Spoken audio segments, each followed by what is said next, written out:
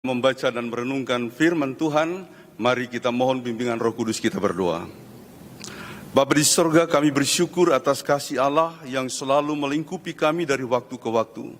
Kami boleh merasakan pertolongan dan keselamatan-Mu dalam segala dimensi kehidupan kami, terutama ketika kami harus berperang, melawan dan mengalahkan wabah COVID yang terus mengitari kami sampai pada hari ini. Kami akan membaca firman-Mu sebagai cahaya, sebagai kekuatan di tengah-tengah keadaan kami. Kami percaya dengan firman-Mu kami akan diberikan kemampuan untuk melewati masa-masa yang berat ini. Tuhan, tolonglah kami. Roh-Mu yang kudus kiranya menguasai kami, sehingga oleh hikmat dan damai sejahteranya kami dimampukan untuk mengerti kehendak Tuhan dan terutama melakukannya dalam kehidupan kami setiap hari. Dalam nama Tuhan Yesus, kami sambut firman-Mu. Amin. Amsal pasal 4 ayatnya yang pertama sampai dengan ayatnya yang ke-9. Amsal pasal 4 ayatnya yang pertama sampai dengan ayatnya yang ke-9. Demikian firman Tuhan. Dengarkanlah hai anak-anak, didikan seorang ayah, dan perhatikanlah supaya engkau beroleh pengertian. Karena aku memberikan ilmu yang baik kepadamu, janganlah meninggalkan petunjukku. Karena ketika aku masih tinggal di rumah ayahku sebagai anak, lemah dan sebagai anak tunggal bagi ibuku, aku diajari ayahku, katanya kepadaku, biarlah hatimu memegang perkataanku. Berpeganglah pada petunjuk-petunjukku, maka engkau akan hidup. Perolehlah hikmat, perolehlah pengertian. Jangan lupa dan jangan menyimpang dari perkataan mulutku. Janganlah meninggalkan hikmat itu, maka engkau akan dipeliharanya. Kasihilah dia, maka engkau akan dijaganya. Permulaan hikmat ialah, perolehlah hikmat, dan dengan segala yang kau peroleh, perolehlah pengertian. Junjunglah dia, maka engkau akan ditinggikannya. Engkau akan dijadikan terhormat apabila engkau memeluknya. Ia akan mengenakan karangan bunga yang indah di kepalamu. Mahkota yang indah akan dikaruniakannya kepadamu. Demikianlah firman Tuhan. Nande Bapa turang senina, salam. Salam sehat, salam tangguh, salam kemenangan. Ada seorang anak meminta kepada bapaknya buah rambutan. Nah, kebetulan di pekarangan rumah mereka ada pohon rambutan yang sedang berbuah. Lalu bapaknya mengatakan kepada anak itu, pergi sana, ambil sendiri. Kamu panjat dan petik lalu kamu makan. Dan kemudian anak itu pergi ke pekarangan karena dia sudah bisa memanjat suatu pohon. Dia lalu kemudian menaiki pohon itu dan mengambil buahnya. Beberapa kali itu terjadi, sahabat-sahabat bapak tadi ketika melihat hal itu berkata, wah kamu kejam banget ya. Masa anak sekecil itu kamu suruh panjat sendiri ketika dia ingin makan rambutan. Tapi bapak itu mengatakan, aku sedang mengajarkan dia tentang sesuatu. Karena kalau aku yang memetik, lalu memberikannya terus-menerus, dia tidak akan pernah paham sumber dari buah rambutan itu. Jadi ketika dia naik, lalu kemudian memetik, dia belajar tentang apa itu pohon rambutan sebagai sumber dari rambutan itu sendiri. Dengan memanjat, dengan memetik, dia berinteraksi dengan pohon tersebut, lalu kemudian dia paham. Saya berpikir Bapak itu sungguh sangat bijaksana, karena ada ipar saya dulu, ketika kami berbicara coklat, dia membayangkan bahwa biji-biji coklat itu nempel di pohon-pohon coklat. Padahal bukan begitu. Biji-biji coklat itu kan ada di dalam buah coklat. Kalau kita belah lalu kemudian kita bersihkan, maka kita akan menemukan biji-bijinya. Jadi kalau kita tidak pernah berinteraksi dengan pohon coklat, maka kita tidak akan tahu bagaimana buah coklat itu. Nah, oleh karena itu, saudara-saudara, Bapak Ibu sekalian, banyak sekali orang tua gagal paham di sini. Dia berpikir memberikan semuanya kepada anaknya tanpa peduli apa anaknya itu tahu suka dukanya di balik semua yang diberikan itu. Akibatnya banyak orang tua kecewa, sedih ketika anak-anak tidak menghargai apa yang diberikannya. Jadi saudara-saudara, hari ini kita berbicara soal pendidikan. Liturgi minggu kita adalah liturgi minggu pendidikan. Minggu hari ini tanggal 28 Juni 2020. Dan salah satu program yang sangat ditekankan di lingkungan GBKP adalah penjemaatan TK dan PAUD Gereja Batakaro Protestan. Dan itu saya kira sesuatu yang sangat-sangat pokok dalam pelayanan gereja. Sebab kita tahu para penginjil pada masa lampau itu datang bukan saja memberitakan Injil, tapi mereka membangun pendidikannya, membangun kesehatannya. Yang belakangan ini lebih banyak kita saksikan di kelompok gereja yang bukan mainstream, yaitu Bala Keselamatan. Di daerah-daerah itu Bala Keselamatan sangat diakui keterlibatan mereka di bidang kesehatan dan pendidikan. Tapi GBKP menekankan soal itu lagi sebagai bagian penting dari pelayanannya. Dan itu saya pikir hal yang luar biasa. Saudara-saudara, saya mengingat Profesor Henrik Howard, pakar pendidikan Kristen dari Amerika. Lalu dia bercerita dalam sebuah bukunya yang saya pernah baca, katanya begini. Saya tertarik tentang dunia pendidikan Kristen itu waktu saya sekolah minggu. Jadi pada suatu hari Minggu dia main kelereng. Kemudian datanglah gurunya. Guru sekolah minggu mengatakan kepadanya, Henrik, ayo ke sekolah minggu. Tapi dia bilang, aku nggak mau, aku mau main kelereng saja hari ini. Lalu kemudian guru sekolah minggunya berkata begini kepada Henrik, Henrik, jikalau di sekolah minggu kita main kelereng, apakah engkau mau ikut? Oh, aku mau. Lalu kemudian dia datang ke sekolah minggu, guru dan murid sekolah minggu itu bermain kelereng. Dan disitulah Henrik merasa bagaimana guru punya kepekaan terhadap dia, membiarkan dia bermain sambil guru itu tetap mengajarkan firman Tuhan. Dan saya sangat terkesan dengan pengalaman itu. Oleh karenanya Bapak Ibu Saudara, kalau kita berbicara soal pendidikan, salah satu buku yang saya rujuk adalah buku Profesor Henrik Howard ini yang berjudul Pendidikan Itu Mengubahkan Manusia. Nah, untuk mengubahkan manusia itu bukan hal yang mudah, tidak semudah kita membalikan telapak tangan. Karena kalau kita lihat sejarah pendidikan, saya ingat ada satu pakar pendidikan bernama Scott Anderson. Dia lalu menekankan satu teori bahwa pendidikan itu harus sedikit dipaksakan. Kalau anak-anak tidak mau, dia harus dipaksa. Lalu kemudian yang kedua, untuk menegakkan peraturan dalam bidang pendidikan juga harus ada pemaksaan. Jadi kalau kita yang kelahiran atau yang mengikuti pendidikan SD, SMP, SMA tahun 90 ke bawah, itu masih kita rasakan. Bagaimana guru kita seringkali menjadi guru yang dalam tanda petik keras. Kadang-kadang dengan tongkat cambuknya untuk menekankan pendidikan mereka. Nah, tapi lalu itu dibantah oleh seorang pendidik yang lain, pakar pendidikan juga bernama Camelo Tropiano. Dia lalu mengatakan, memang penting pemaksaan, tapi itu tidak relevan lagi.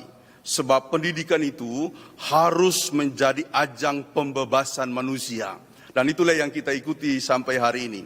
Ada pakar pendidikan lain yang juga saya suka mengikuti bukunya, tetapi tidak perlu lagi kita rujuk, yaitu Paulo Freire. Dia mengatakan bahwa guru itu adalah bank. Makanya dia memunculkan sebuah teori pendidikan yang disebut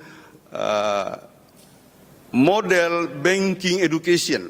Jadi pendidikan model bank. Jadi guru itu bagaikan tabungan, lalu kemudian murid-murid orang yang datang menerima tabungan. Kelihatannya itu menarik, tetapi sesungguhnya setelah saya pelajari rupanya ada konsekuensi dari sistem ini. Guru aktif, murid pasif. Lalu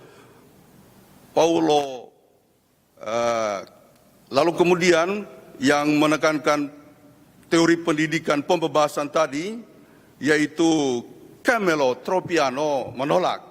Sebab bagi dia pendidikan itu harus merupakan jalan pembebasan. Dan saya setuju. Saya setuju untuk kita mengembangkan hal itu, apalagi dalam periode kita masa kini, pendidikan itu tidak lagi menekan-nekankan satu bidang tertentu saja, dia sudah multi intelligence. Jadi semua kajian sudah diarahkan untuk membangun bakat murid-murid. Jadi bukan cuma kemampuan di bidang IPA atau matematika yang dari dulu sangat digandrungi orang, tapi untuk semuanya termasuk agama dan sastra atau seni. Itu juga merupakan poin penting bagi dunia masa kini, dunia yang harus dikembangkan pada masa kini. Jadi itu beberapa aspek yang boleh saya bagikan dalam kaitan dengan pendidikan. Namun kalau bicara pendidikan, saudara-saudara, saya ingin menyatakan bahwa Kristus adalah sosok pendidik yang luar biasa bagi kita. Nah, sebelum saya masuk pada topik itu, saya ingat di Indonesia, walaupun dia tidak sekaliber pakar-pakar pendidik yang saya sebut dalam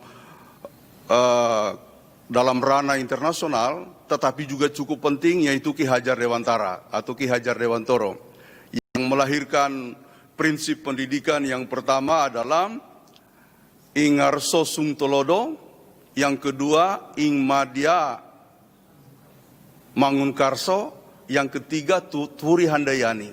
Tapi yang populer di kalangan kita itu Tutwuri Handayani.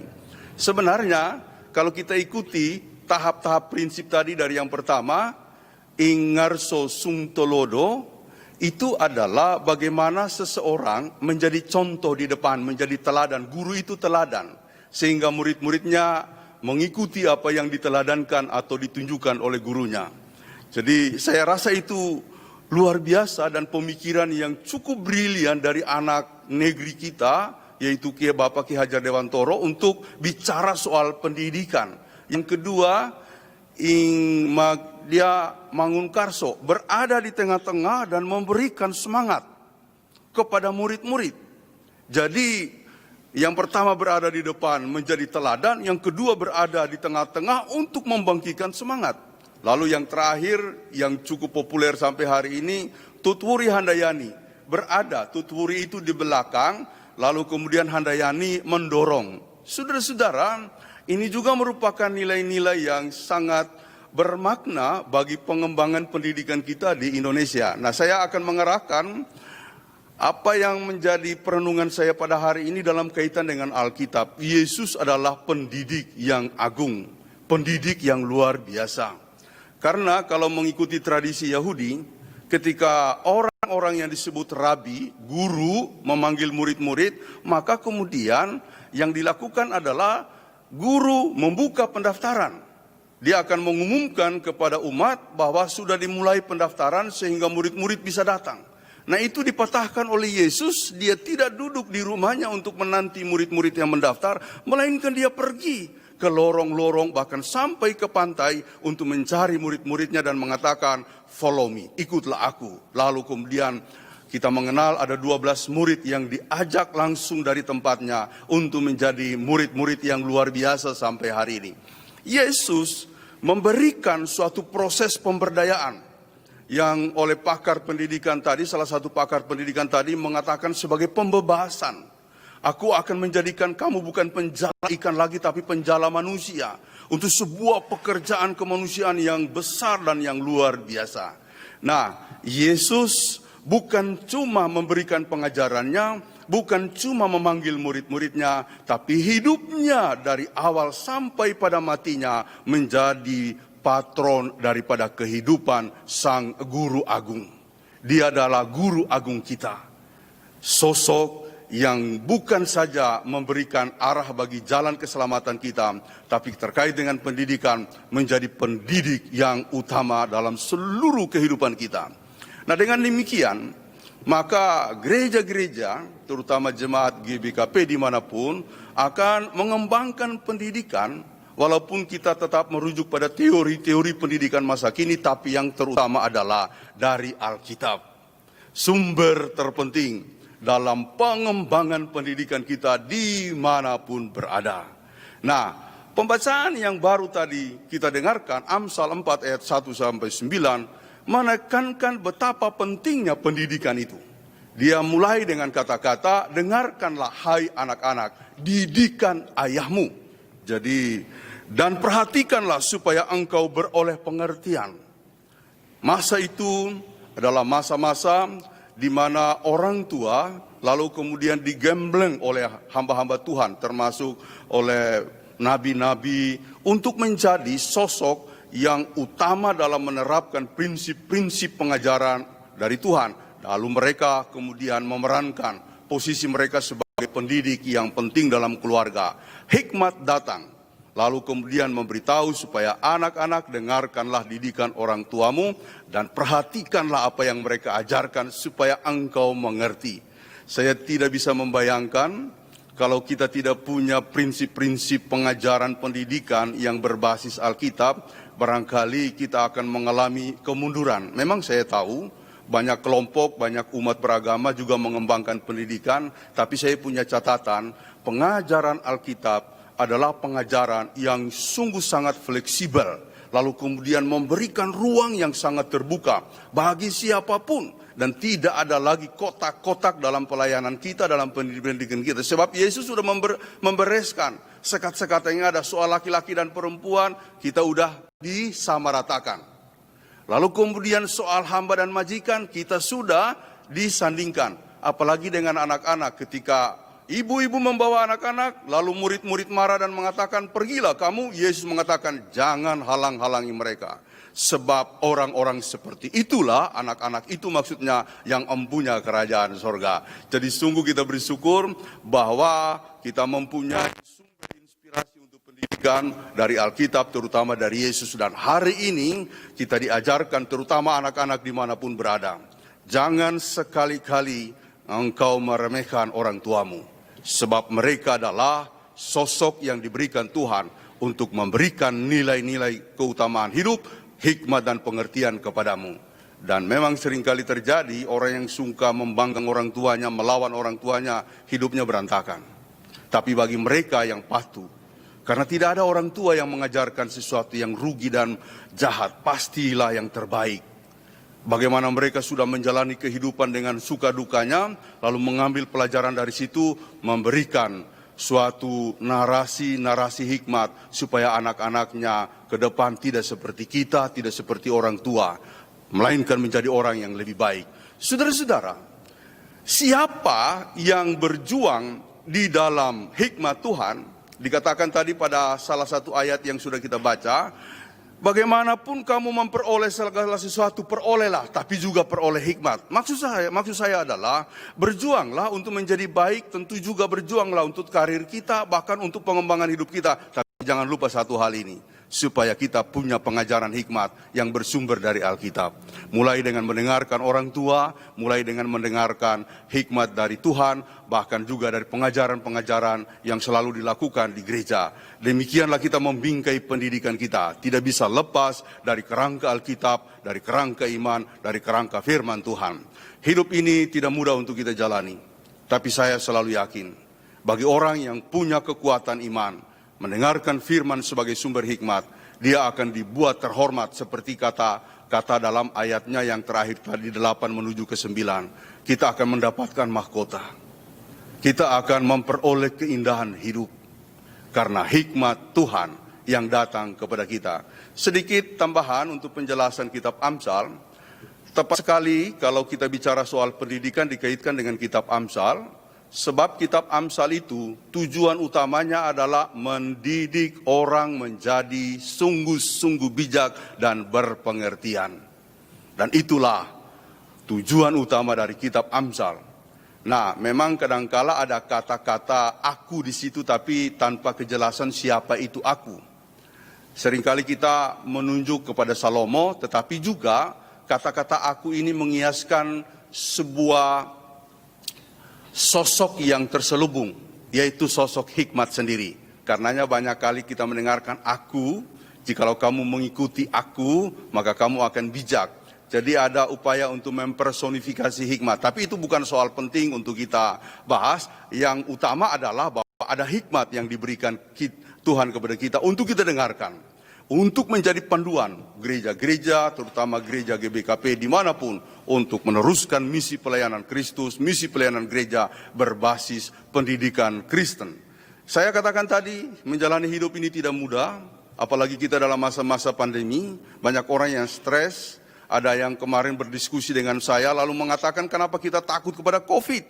Kita kan punya Tuhan. Saya kira dia mulai stres.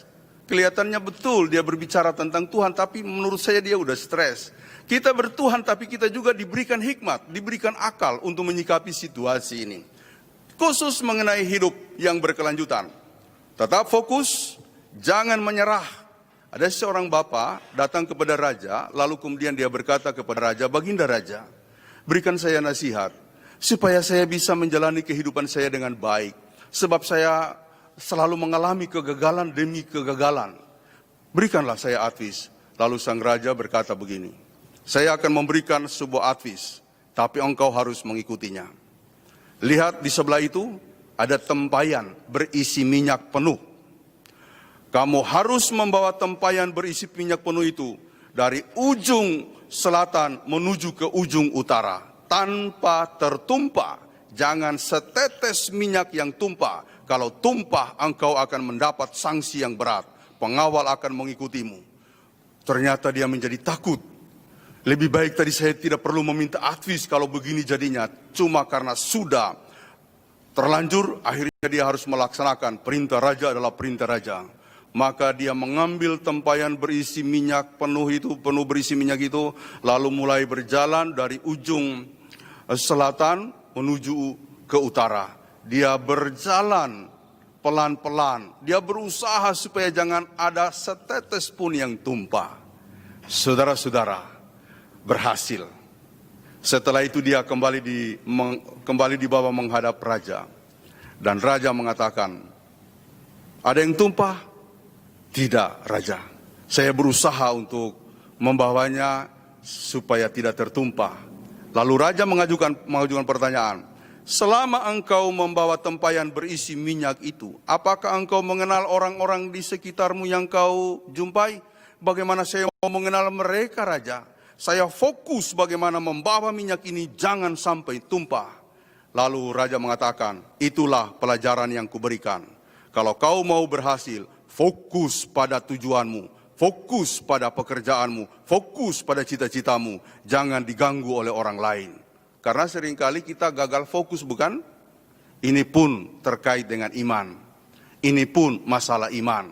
Kalau bicara soal pendidikan, Amsal memberikan banyak contoh-contoh supaya kita belajar pada semut yang terus bekerja siang dan malam, supaya kita fokus pada apa yang kita lakukan, jangan jadi orang bebal yang tidak mau mendengarkan ajaran, apalagi menjadi orang fasik.